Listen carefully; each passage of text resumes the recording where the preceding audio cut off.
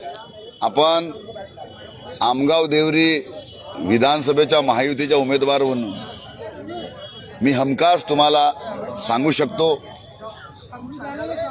महाराष्ट्रामध्ये पुन्हा महायुती सरकार येणार।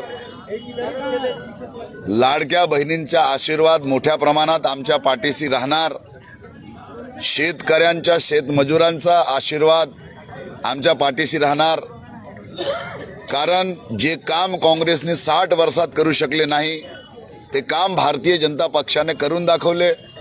आणि या 2.5 वर्षामध्ये ज्यावेळेस राज्यामध्ये महाराष्ट्रामध्ये महायुतीची सरकार आली त्यावेळेस खऱ्या अर्थानं शेतकऱ्यांचा सखा, शेतकऱ्यांचा मित्र, शेतकऱ्यांचा कैवारी म्हणून एकनाथजी शिंदे साहेब, अजितदादा पवार आणि आमचे देवेंद्रभाऊ फडणवीस यांनी शेतकऱ्यांच्या एजी पंपाच्या विजेच्या बिल सरसकट माफ केलेला आहे।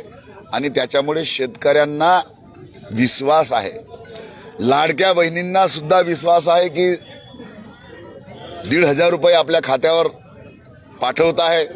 निश्चितच येणाऱ्या काळात सुद्धा भरीव रक्कम सुद्धा त्यांच्या खात्यावर पाठवण्याचं काम देवेंद्रजी करणार आहेत, महायुतीचे सरकार करणार आहे।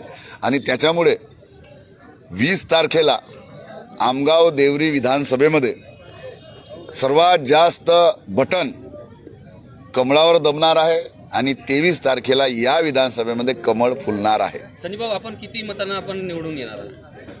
आजपर्यंत आमगाव देवरी विधानसभेमध्ये जे मत मिळाले नाही, रेकॉर्ड ब्रेक मतांनी आपल्याला येथील जनता निवडून देणार आहे।